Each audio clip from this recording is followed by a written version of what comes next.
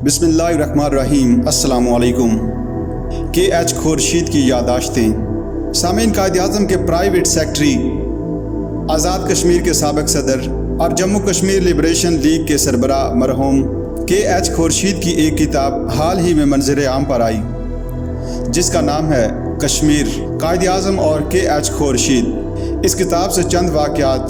जनाब के एच खुर्शीद कहते हैं कि मैंने कायद-ए-आज़म के प्राइवेट सेक्रेटरी की हैसियत से ज़िम्मेदारियाँ संभाली तो पूरी दुनिया जंग अज़ीम की वजह से एक इनकलाब अंगेज़ दौर से गुज़र रही थी।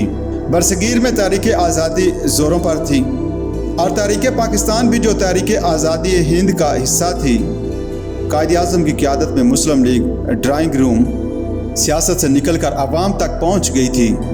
जनाब खुर्शीद साहब कहते हैं, कायद-ए-आज़म की कश्मीर आमद से चंद हफ्ते कबल पंजाब में मलक खिज़र हयात खान टिवाना की मुस्लिम लीग की रुकनीत ख़त्म कर दी गई थी।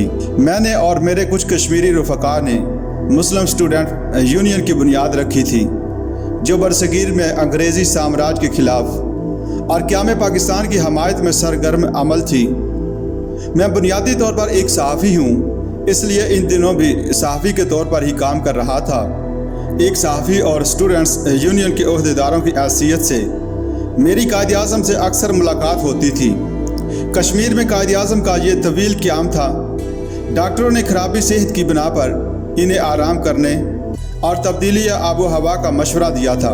वो 2.5 माह कश्मीर में रहे।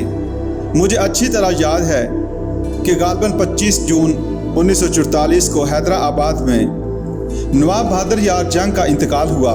उनके इंतकाल की खबर दूसरे रोज़ ऑल इंडिया रेडियो ने अपने हिंदुस्तानी बुलेटिन में दी। मैं ये खबर लेकर कायद-ए-आज़म का तज़ीती पैगाम लेने के लिए उनके पास गया। जनाब के एच खुर्शीद कहते हैं, इन दिनों कायद-ए-आज़म के मामूलात आम जिंदगी की मसरूफियात से हट कर थे। अमूमन नाश्ता के बाद वो अपनी डाक देखते, अखबारात का मुताला करते और ज़रूरी खतूत के जवाब लिखवाते थे।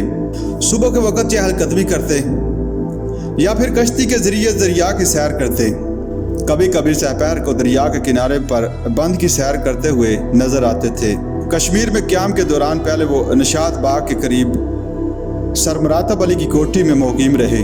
इसके बाद वो एक हाउस बोट में मुंतकिल हो गए। प्राइवेट सेक्रेटरी मुंतखब किए जाने के बारे में के एच खुर्शीद साहब लिखते हैं, ये 1944 का जिक्र है। प्रेस के नुमाइंदे की हैसियत से कायद-ए-आज़म से इस तमाम अरसे में मेरी बहुत सी मुलाकातें हुई, कुछ तो मुस्लिम स्टूडेंट यूनियन की वसादत से और कुछ ओरिएंट प्रेस ऑफ इंडिया के नुमाइंदे की हैसियत से, जो मुसलमानों की वाहिद न्यूज़ एजेंसी थी। श्रीनगर में इसके नुमाइंदे इस्माइल सागर थे, जो बहुत पुरजोश कारकुन थे और पेशे के एतबार से दुकानदार, मगर मसला ये था कि इन्हें अंग्रेज़ी नहीं आती थी। ओरिएंट प्रेस ऑफ इंडिया वाले मुआवजा नहीं देते थे, इसलिए अंग्रेज़ी तालीम याफ्ता लोग इस काम में दिलचस्पी भी ना रखते थे। इस्माइल सागर ने मुझसे कहा, कायद-ए-आज़म बयानात अंग्रेज़ी में देते हैं, इसलिए जब तक वो श्रीनगर में हैं तुम ओरिएंट प्रेस ऑफ इंडिया की नुमाइंदगी करो।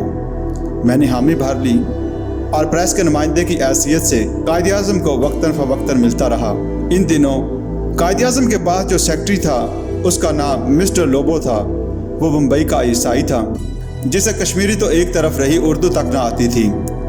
वो महज मुलाजिम था, कौमी खिदमत इसके पेश नज़र ना थी, इसलिए वो जानफशानी से काम भी ना कर सकता था, जिस जानफशानी से हम रज़ाकार करते थे। कायद-ए-आज़म को बाज़ खतूत उर्दू में लिखवाना होते तो मुझे बुलवा लेते। बाद अज़ां हुक्म हुआ कि रोज़ाना आ जाया करो। मैं रोज़ाना जाने लगा। इस दौर में मादर मिल्लत मोहतरमा फ़ातिमा जिना भी उनके हमरा थी।